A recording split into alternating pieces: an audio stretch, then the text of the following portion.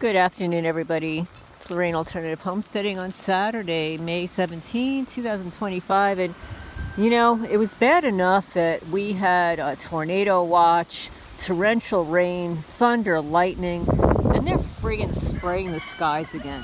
Check this out. This is amazing. It's just amazing. But that's not why I wanted to start this video. A subscriber is going to be meeting with her local sheriff. And she asked me if I would ask you guys, and in my live stream tonight, if you were meeting face to face with your sheriff, what questions would you ask your sheriff? Would you ask questions about the community watch, etc.? I'm going to give you an example of what I asked here in Jackson County, Kentucky, when I sent a FOIA request to the now retired sheriff, Paul Hayes. Evidently, they had started a citizens watch group. I don't know exactly what it was called. It didn't exist when I first moved here, and then it suddenly existed after I moved here. Like a year later or so. And basically, there was an announcement about it in our local paper that said that they would be armed with their phones and notepads, taking photos and jotting notes down. And I thought to myself, well, this is really interesting. Who are these people?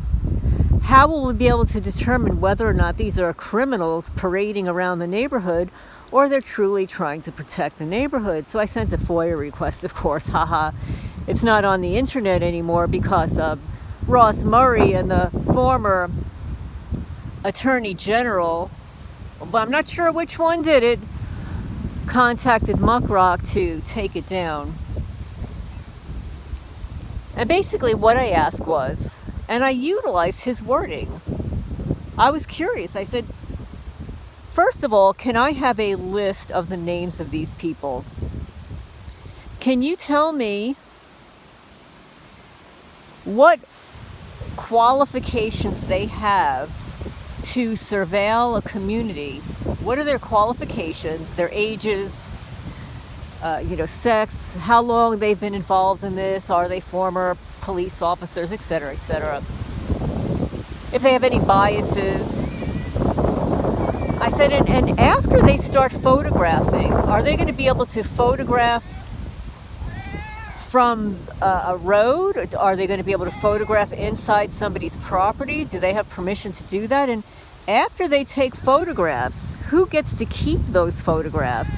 What will those photographs be utilized for? How will they be sharing those photographs? Are those photographs going to be taken on their personal smart devices or on a county township smart device? Because if it's going to be on somebody's personal device, they could do anything with that image, right? They could sell it. They can share it with their friends, perverts, etc. Perverts on patrol, pops. Zoomy, you're interrupting. So that was one of the questions. What will be, and how long will you be retaining that information? Will you be retaining that information for? May I have a list of names of those individuals, because I don't want to mistake them for a criminal, and possibly if they're trespassing my property, you don't want to unalive one of them. You want to know that they're just a community watch, right? I never got a response back. So those are important questions to know. If you've got a community watch group, who are they watching and why? Are they taking notes? What kind of notes are they taking and why? What kind of education and background do they have? Do they have any biases, prejudices, agendas? Are they related to the sheriff? Are they related to anybody in law enforcement? Are they related to anybody that they're surveilling? These are very important questions to ask, in my opinion. Now, with regard to other things, with regard to the community watch, Oh, and here's a cicada. I just saw one. Everybody's saying all that humming in the background. They're laughing at me like it's cicadas. Listen, I lived in New Jersey, and I knew when the cicadas were around, you could hear them. They sound different than radio frequencies.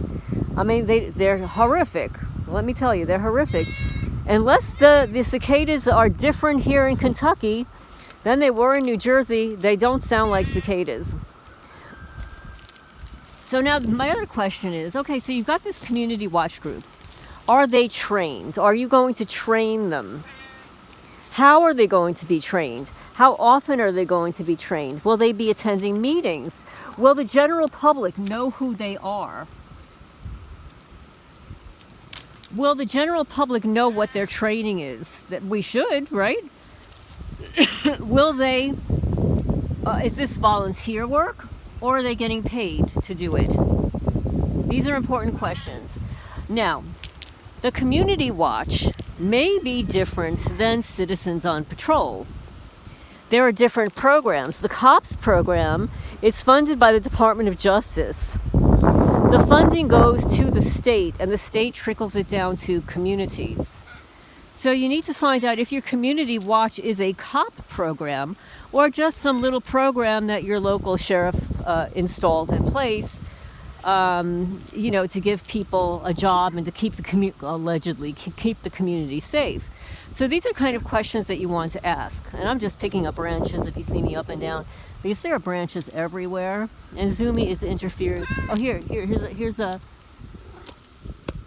cicada right there. It's not living anymore. So those are the questions that I would ask. Now, with regard to speaking to the sheriff, I would bring to his attention the Pasco County Sheriff's recent lawsuit that was won by the Institute for Justice. And he disclosed that, yes, he was placing innocent people on lists, government lists, and that he allegedly wasn't going to do it again, which I don't believe for a minute. Do you? I don't believe it for a minute. It's too lucrative. Maybe they'll back off for a little while, but it's not every day that lawsuits are won against these criminals. So maybe they won't participate in it anymore. So those are the kinds of questions that I would ask. I would bring up that lawsuit. I would ask point blank, are you aware of the FBI watch list? If they say yes, ask them how they are aware of it.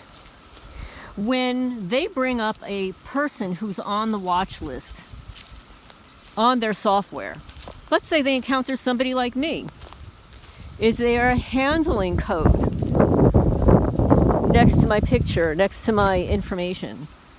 Because allegedly there are handling codes, and we are allegedly non-investigative subjects on the watch list. So those are questions that you would want to ask face to face. And by the way, you need to be recording this. It needs to be recorded, and if at all possible, and most of us can't, bring somebody with you. They always have somebody with them. They always have another person available there to lie, about what you said or did. So if you can't bring somebody with you, make sure that it's recorded. And as soon as I'm out here, right, I've got 3 cars that drove by. Right, I have to give them something to do. It's Saturday. They've got nothing to do. So as long as I'm out here picking up branches, these losers have something to do. So I would ask also, how often, what days of the week, what times are there shifts of these community groups, these criminals, I call them criminals on patrol, the Citizens on Patrol, community watch? Those are questions that I would ask. I would ask if they work on holidays and weekends. I would ask if he checks their driver's licenses for any speeding or traffic tickets. I would ask if they've had psychological evaluations. I would ask if they've got driving violations. Those are the questions that I would ask for a citizen on patrol, especially in a rural area where you have to drive around. Can't really walk around too much around here. It would be a long distance to walk around any place. So I'm trying to think, as I'm talking and walking, some of the questions that I would ask the sheriff. I would ask the sheriff if I can receive that information in writing. How often is the information updated? Can I automatically receive updates? Do you ever fire or let go one of these community on patrol people? And what would the reasons be you would let one of them go? Are there violations? If one of these community watch people engage in a misdemeanor or a felony, is it prosecuted? Is it reported? Do they get away with it? These are questions that I would ask of a sheriff. And look at all these branches that have fallen down. This is what they've done to my trees. And you know what? Even when it's not windy here, and I'll show you, you'll see how many branches will be on the floor here. How many will be on the floor? And this is just this tiny little area here. So those are some of the questions that I would ask. And please leave your comments down below. What questions would you ask if you were meeting with your sheriff and you wanted to discuss being a targeted person? I would also want to know if he or she realizes that the list is bloated and that there are a lot of people that are on the list that have never committed a crime. And I would ask, well, why would you surveil somebody? Why would you watch and harass somebody who you know for a fact has never committed a crime? Why would you do that? I would also ask, as a targeted person, why is it that you do not investigate the crimes that are taking place when a targeted person reports them? Why are they not investigated? Why are photos not taken of vandalism? If one of your community watch people reported crimes taking place on their property, would you treat them differently than you treat a targeted person? Would you go to their house and investigate and photograph the vandalism on their property, but then not the targeted person?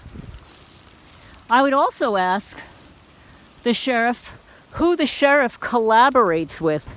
This information sharing, who they collaborate with. Do they collaborate with the county lawyer? Do they collaborate with an intelligence agency? More importantly, I want to know how the information they receive from the community watch, why do they think that the information received is accurate? How do they go about vetting the accuracy of the information they receive from community people who may be uneducated, who maybe don't like the target, have been told defamatory things about the target, don't want them around, are envious or jealous? How does the sheriff go about vetting, meaning researching that person's history, drug history, relationship history, meaning, there are some people that, and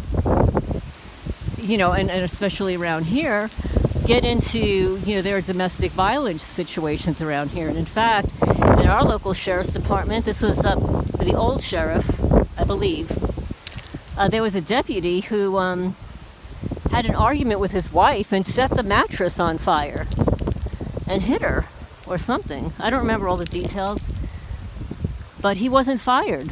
I don't even know what happened to about that case. So how do they go about vetting these people? Those are the questions that I would like to know. Now on to the next topic, and please leave a comment down below if you have questions that you would ask a sheriff if you were face to face with them as a targeted person, or even if you're not targeted.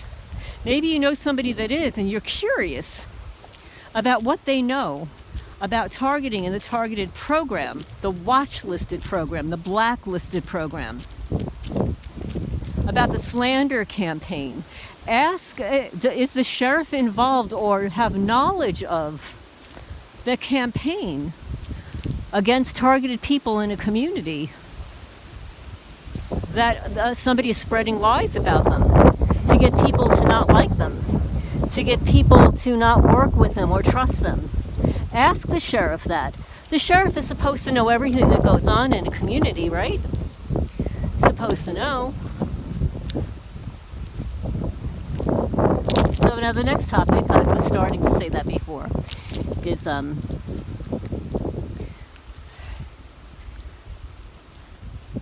when a target becomes targeted in a particular state. Like, and I'm just going to use myself for an example, and you can chime in down below. And it probably works differently in other countries. I don't know. So again, please leave a comment down below. And look, so much here already. And this is just this little tiny area here, and Zoomies hanging out up there. So let's say, okay, so I become targeted in New Jersey. I lived there for 30 years. And then I move out of the state. Well, Manalapan's not happy. You know, on the one hand, it's like that song, Should I Stay or Should I Go? It's like, do we let her stay or should we let her go? We know that she's going to cause us a lot of trouble. We better let her sell her house.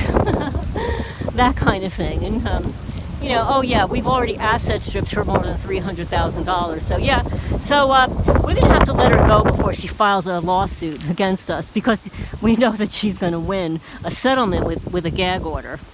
Not. But anyway, so what they do is they collaborate with the state that the target is moving to. How do you think when I moved here that everybody around here, as soon as I got here, knew who I was, everything about me? How would that be possible unless there was information sharing from New Jersey to Kentucky? So the information sharing, they're sharing information, and not only sharing information, but they're sharing funding. So that's one of the reasons why Kentucky would not want me to move to another state. Because one, I haven't been convicted any crimes here. I've reported more with evidence. They'll be losing any funding that has been shared from New Jersey. And New Jersey's got some money going on there. Yeah, so New Jersey's never going to run out of money. Kentucky will. New Jersey won't. So they would be very remiss to let me leave here. Right? They want to discredit me as much as possible. Keep me here. And for the last 3 days, they have been targeting the heel and heel of my foot and the arch of my foot. I don't have any feet problems. I don't have any leg or knee problems. It doesn't run in my family. No one in my family's had arthritis. No one in my family's had the C word. No one in my family had MS. Nobody in my family had any diseases. Zero. Not on my mother's side, not on my father's side. My grandmother on my father's side lived to 92 or 93. I always forget if it's 92 or 3. Why? Because we don't smoke, drink, or do drugs. We eat healthy food. My grandma, she cooked all the food. Excuse me. All the food the family ate. All of it. And that's what we ate. Of course, when my mother went back to work, you know, we would eat the TV dinners and stuff like that too, you know, just like everybody else growing up. But for the most part, we ate healthy food. We cooked. My mother cooked. Even though she worked full-time, she still cooked. She cooked every week, and we ate healthy food. So we lived for a long time. My mother should have lived to her 90s, but she was unalived, likely because of this program and what happened in 2020. It shouldn't have happened. She was perfectly healthy. She's perfectly healthy. And that's all documented with Dr. Brian Artis. It's on my channel. If you do a search for Dr. Artis on my channel, you will hear the story of my interview with him about my mother. My story about my mother is very similar to what happened to his father-in-law, which I believe is one of the reasons why he interviewed me at that time. So there's the information sharing between states. It would also be between cities. So if I moved within the state of Kentucky, they would still be sharing information. However, the funding would all still be as is. They would still be receiving whatever funding from New Jersey, whatever funding they get here in Kentucky. But when I move out of Kentucky, their funding from New Jersey ends. It will end. There may be a little bit of residual, left over for a quarter or something, but it will totally end. Completely end. So they don't want that. They want the money coming in. They're going to have to get a new target. They have to get a new targeted person to get more money. But hey, are they going to get another person from New Jersey? No, I don't think so. I don't think so. So when a target moves out of state or out of country, I believe there's information sharing. The new state will receive information from the old fusion center, the former fusion center of where the individual lived, like the New Jersey Fusion Center probably shared information with the Kentucky Fusion Center. They also share money and funding. But when I leave here, they will no longer receive any funding from New Jersey. That's what I believe when I've had my conversations with Karen Stewart in the past, that's pretty much the way it worked. It may have changed. I don't know the ins and outs of all of this stuff. Please do your research. So that's one reason why they wouldn't want me to leave. Money. It's all about money.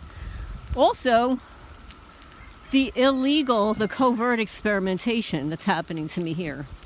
And I will say it out loud because it's a fact. The only surgical procedures I've had on my body, the only surgical procedures was a birth. My daughter was born and I did not even have a C-section. I told my doctor, I don't care what you have to do. I am having a regular birth. So she said, okay, we'll torture you instead. That's why it took so long for me to give birth. I wasn't dilating. They gave me the torture drug Pitocin and all that stuff, but we'll save that for another day. That's another gruesome story. But, so there's the information sharing between states on targeted individuals. So when a target moves to another state, they're going to share information, but they usually share funding with the new state. So like Manalapan would have shared funding with Kentucky. When I move from here, they will no longer get funding from New Jersey. They will then have to share whatever information they have on me with the new state. The new state will then have their own targeted program. They'll have their people in place and everything. So they'll also have their information sharing. So Kentucky Fusion Centers will share with whatever new state I move to information. But they will no longer be receiving any funding from New Jersey. Zero. So I guess that would upset these local losers who don't want to work for a living. They want to get paid under the table for harassing people for profit. So I believe that's how it happens. If you know that that is not true, please leave a comment down below. I don't want to spread, information that's not correct. This is just what I have understood to be true. It may not be true now. I'm sure things are changing in this program all the time. So also another reason is they're having too much fun. Look at all these branches. It's everywhere. Like, how is it possible that it's just lining my entire property? It's like, why are branches falling around my entire property? The wind is not even that high. Right, Zoomy? It's just like a breeze. I mean, it was windier last night. But why am I the only one that always has branches everywhere? Everywhere. Right, Zoom? Zoom-a-let? Branches up the driveway. So so there's that information sharing. So when I move from Kentucky, Kentucky will no longer receive income from New Jersey. So that collaboration between New Jersey and Kentucky will no longer exist. Well, at least, for the long term. Then Kentucky will form their own collaboration, in part, with whatever new state I belong to, what I am at. But the way Kentucky works here is they're not very good about filing information. That's just the way I see it. The way I say that is because I receive the local newspaper, and the last 3 local newspapers have declared the audits of the fiscal court, Judge Gabbard's office, and now the sheriff's department. And none of them have passed go. None of them. And in each instance, the judge, the sheriff, oh, well, we're short staffed. We're short this. We don't have the people. Oh, Judge Gabbard had mentioned that his secretary, or the woman in charge, she passed away. And unfortunately, she did. But she passed away the year after the audit date. To the best of my knowledge, she did not pass away in 2023. Forgive me if I'm wrong. I could be wrong because the days are going by, but I'm fairly sure that she passed away in 2024. And then the date of the audit was for the year 2023. So even if she passed away sometime at the end of 2023, you would think that the paperwork for 2023 would be in order. But it wasn't. It never passes here. Never. And the way I look at it is, if you've got these morons down the block, these paid informants, pay them to keep track of the money coming and going around here. I mean, most people don't want to live somewhere where the town never passes an audit. What are they doing with the money? Is it just sloppy bookkeeping, or is it more than that? So that's the way I look at that. So branches, oh my goodness, everywhere. Everywhere here. So leave a comment down below if you have moved from state to state. I know that a lot of you guys have. What are your experiences with the information sharing, the slander campaign when you get to the new place? Do you detect that information was shared from your former state, or did they just concoct a new narrative when you moved to the new state? I'd be really curious to hear this, and this is good conversation, perhaps even for the chat this evening. I would like any questions that you would ask a sheriff. If you had the opportunity to meet face-to-face with a sheriff as a targeted person, what are the questions that you would ask Why would you ask them? And would you record it? Hello, Zoomy. So I'm going to leave on that note. I'm in here half an hour already. I need my other hand to gather the rest of these branches, and let me show you what I've collected so far. So far in this little tiny spot with one hand, right here. Okay, so anyway, this is Lorraine Alternative Homestead. I'm going to sign off for now. I hope everybody's having a good day, and I will have the chat approximately 10 p.m. Eastern time. I'm exhausted. I've got a lot of things to do. I've got an interview tomorrow, so I'm going to need to end earlier. I'll leave the chat open for a while. So if you guys want to have a chat amongst yourselves, but I will probably be exiting definitely before midnight, and I'll leave it open. I'm going to have to check on my cats. So I'll sign off for now. I'll talk to you guys soon.